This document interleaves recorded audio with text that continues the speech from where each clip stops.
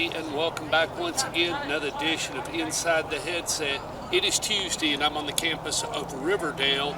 It's Week 9, Game 8 here in the state of Tennessee, and I've got with me the head coach of the Riverdale Warriors, head coach Will Kriesky. How you doing today, Coach? Doing all right. Well, right before the break, I didn't get to make it over, and kind of one of the complications I have to deal with is if it's raining at 5:30 when I got to come over, it makes it a little difficult to come over and set up in the middle of the rain for a broadcast, and you got to set all your stuff down. And of course, it did clear off, and y'all was able to get that game in against Cane Ridge. But it was right before the break, and we have not talked about that game. And but boy, the Riverdale Warriors cranked it up quick as I was following the scores. Somewhat took control of the game from a minute to kickoff. Yeah, we started out fast. Kids played well. I think Jalen Thompson rushed early on for a touchdown. Had a passing touchdown. He called one. And then he had an interception. So that helped us get a quick early start. Czar Nicholas, he also had an interception early. So we were able to get on the board and put some points on the board in the first quarter to help us out. Braden Graham threw the ball well. I was a little worried about it, but like you said, with the rain and the weather, and just that different elements of not playing in it before. But I thought our kids handled it well. Isaiah Verser and DJ, still out. That's what the reason that Jalen Thompson was in the backfield at tailback some. And he did what he's supposed to. And then we had, Traylon Davis came in, played a little running back too, and helped us out. So, we had other guys playing other spots. And you needed that because you need to build some depth here because the next 3 games you're going to have that depth. Yeah, we got 3 big regional games coming up, starting off with Blackman. They're a tough game. And, Blackman's, it's a rival game. So like you said, we need to build depth.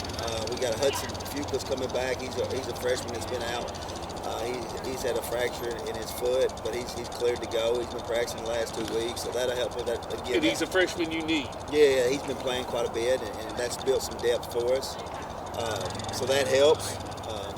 And other guys that's been out are starting to come back.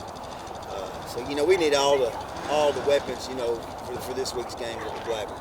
Well, and it's real important for the fans and the parents and the kids and the faculty, staff, administration not really get ahead of themselves. And it's going to go quick, we know, like the next 21 days as these final 3 games kind of come to an end. It's kind of a foot race after we get back from fall break.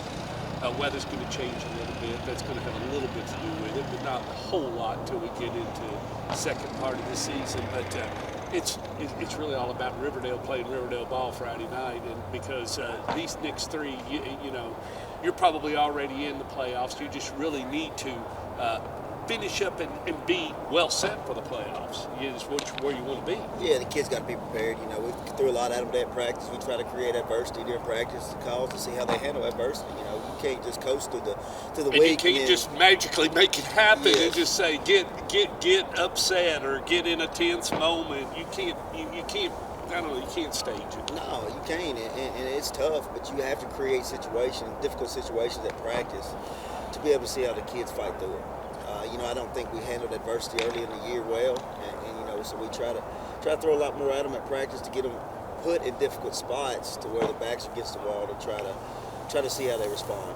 Well, you know a little bit about your opponent, at least the guy that's coaching them. You know a little bit about him, but they had kind of I guess what I would call a settling in moment there at the beginning of the season, trying to figure out new coach, new Friday night, new situation, dealing with the faculty and staff at Blackman. But they've kind of settled in and came away with a couple of wins here lately, and kind of starting to get settled in where they need to be and under his guidance. Yeah, as the season, you can see them progressively getting better as the season's going on. They're getting better up front. Quarterback's playing a lot better. Skill kids are all on the same page with the quarterback. So, yeah, they're moving the ball really well. I was able to go watch them when they played Pure Academy. Okay. And I thought offensively they were able to move the ball and create problems against that defense. And then defensively, the Ethan Carson kid, he's a phenomenal football player, and he kind of sets a tone for them on both sides of football. He plays really well. And like I said, Carter Gregory's getting better every week.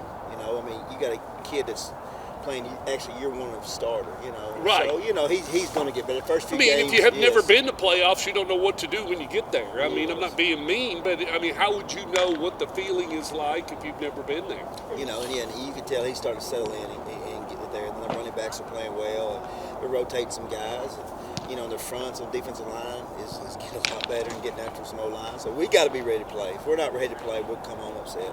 Well, and you know, you said it there. You know, they're getting better, but they wasn't bad football players. It's just like I think the next term you said was not on the same page.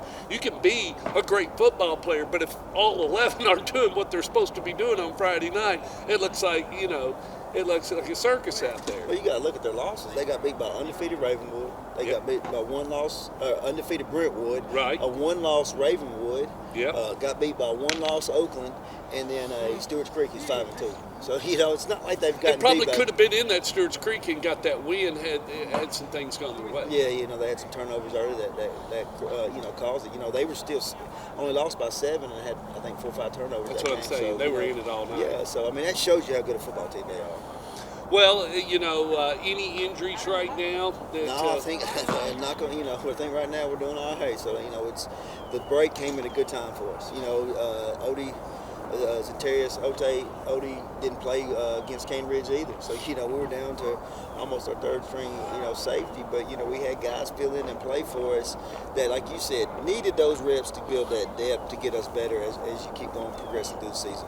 Well, we're hoping to be here with Stork Vision Friday night. Any special ceremonies or anything? Yeah, with 6:15 we'll start senior night. And the seniors get honored, and you know we got a healthy group of seniors. We got 27 seniors, and you know they've all been in the program, and you know we want to send them off well.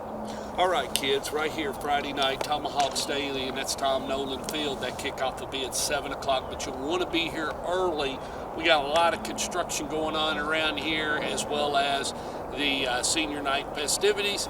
And as always at Riverdale, when you park your car, you can't get out of this place, so you'll just be prepared to stay here a little while after the football game, but that's just part of it. But we'll see you here Friday night at 7.